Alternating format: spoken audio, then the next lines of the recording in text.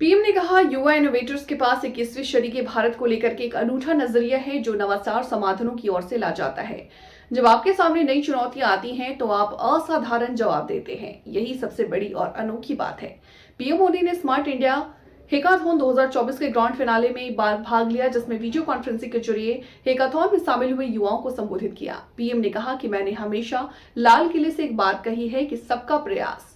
आज का भारत सभी के प्रयास से ही तेज गति से आगे बढ़ रहा। स्मार्ट इंडिया हैकाथॉन के ग्रैंड फिनाले का मुझे बहुत इंतजार था।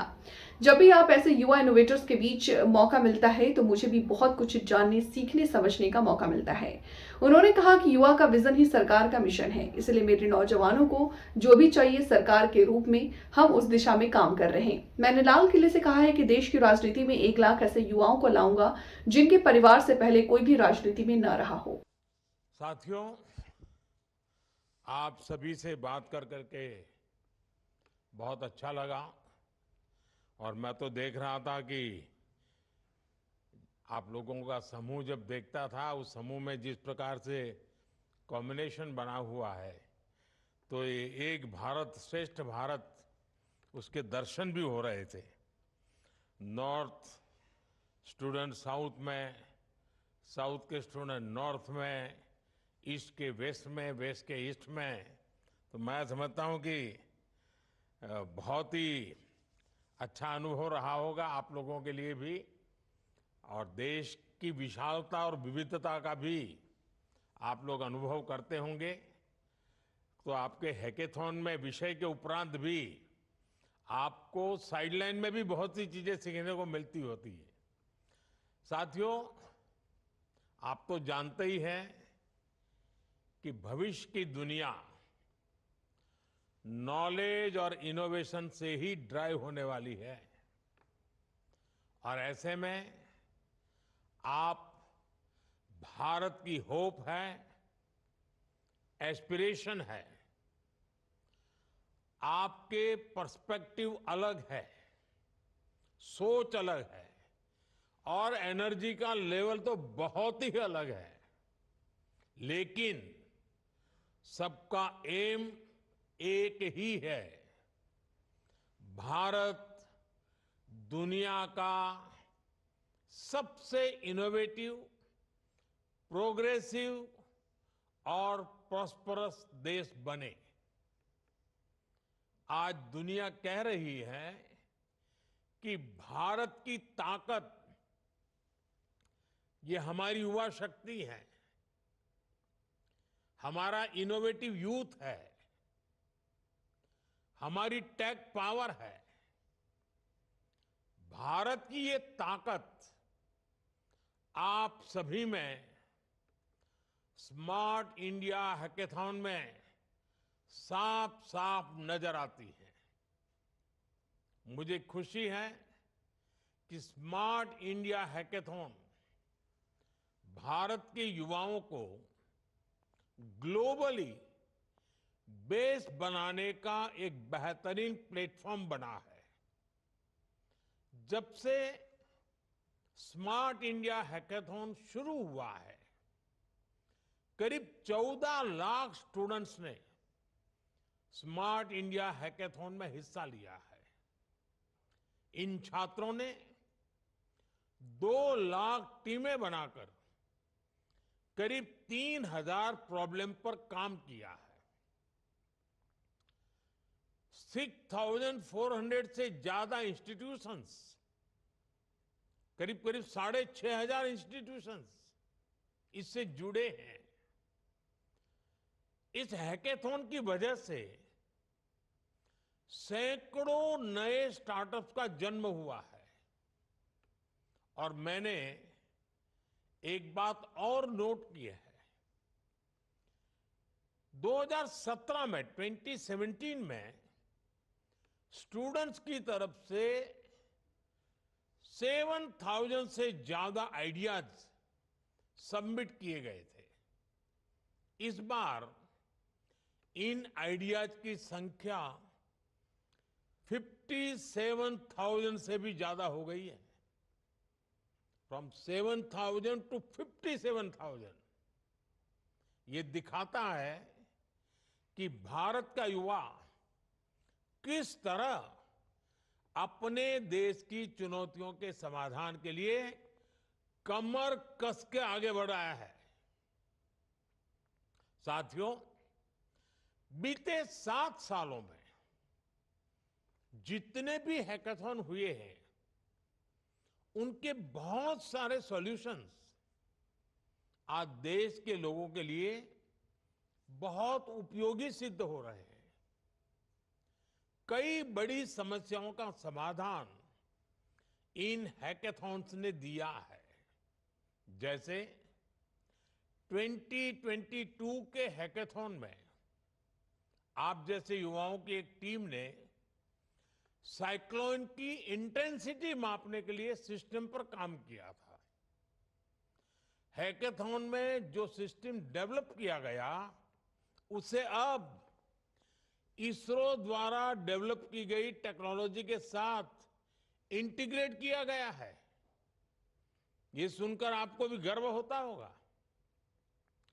4-5 साल पहले हैकाथॉन में एक और टीम ने एक ऐसा वीडियो जियो टैगिंग ऐप बनाया जिसने डेटा कलेक्शन को बहुत आसान बना दिया है। इसका भी उपयोग अब स्पेस से जुड़ी रिसर्च में किया जा रहा है। हैकाथॉन की एक और टीम ने real time blood managing system पर काम किया था।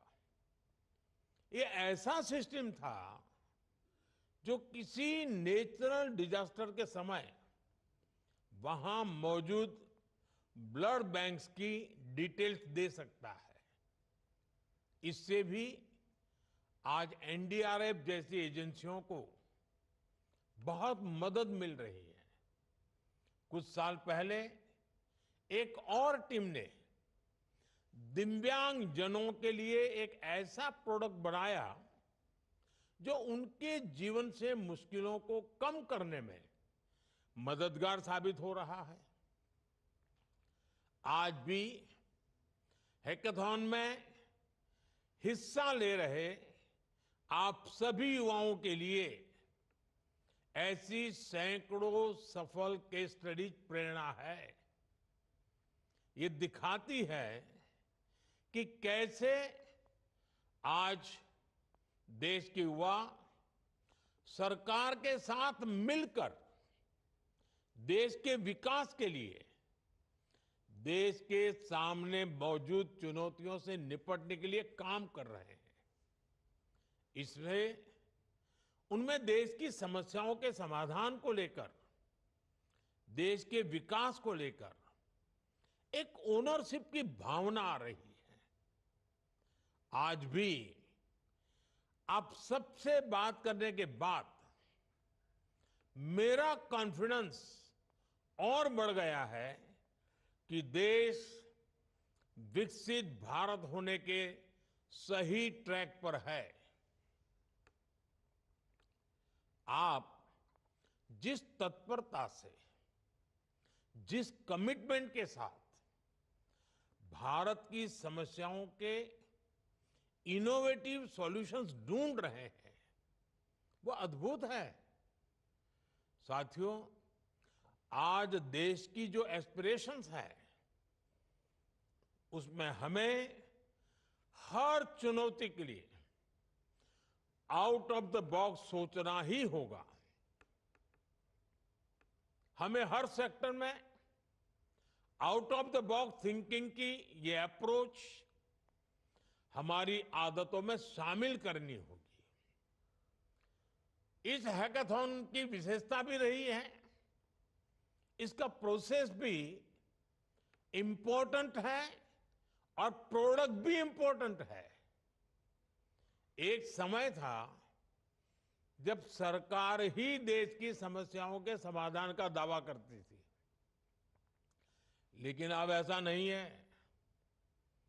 आज ऐसे हैकाथॉन के जरिए स्टूडेंट्स, टीचर्स और मेंटर्स को भी इन समाधानों से जोड़ा जा रहा है।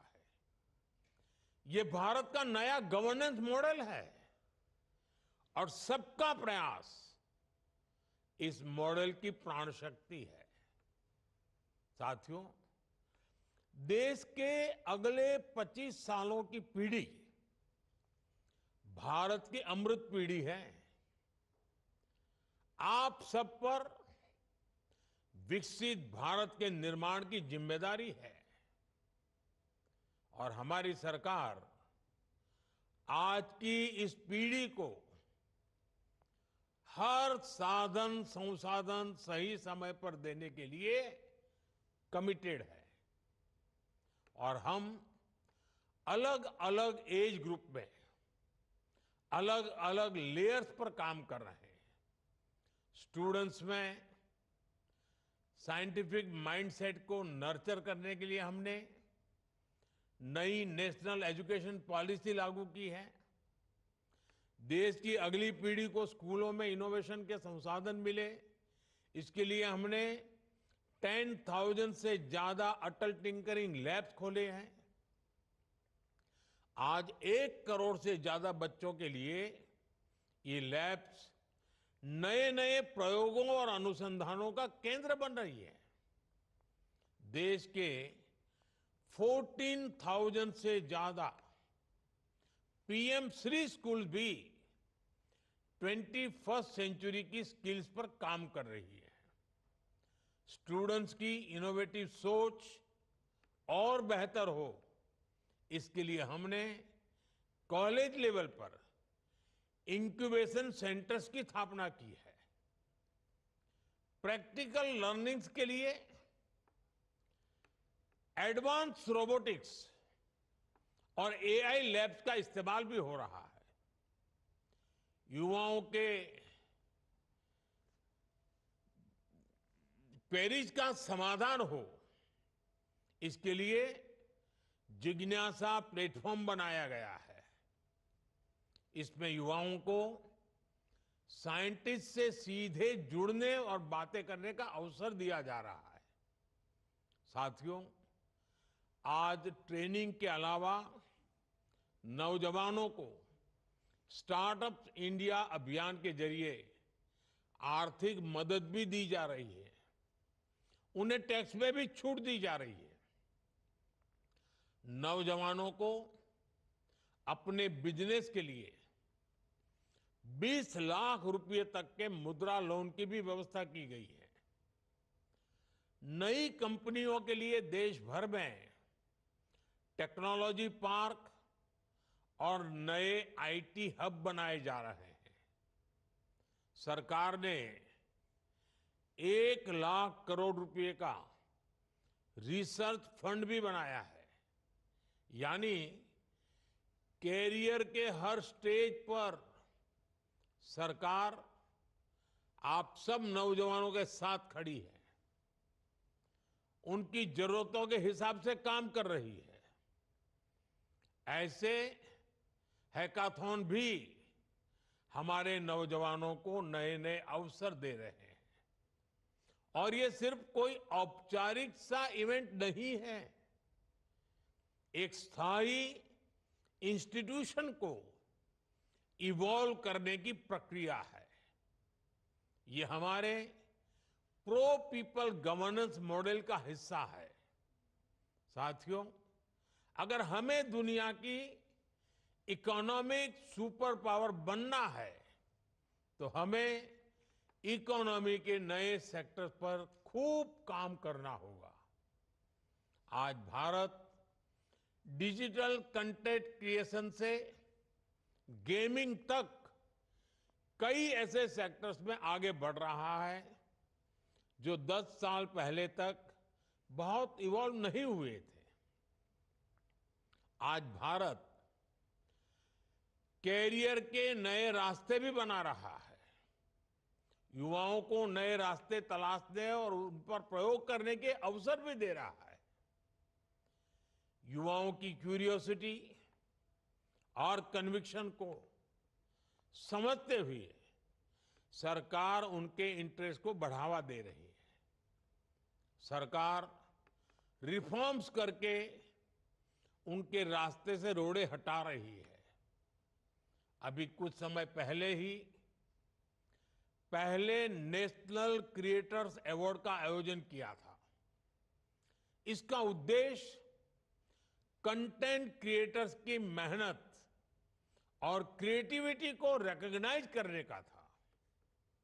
हमने स्पोर्ट्स को कैरियर चॉइस बनाने के लिए काम किया है। गांव में विलेज लेवल टूर्नामेंट से लेकर ओलंपिक की तैयारी के लिए खेलो इंडिया और टॉप स्कीम को आगे बढ़ाया गया है।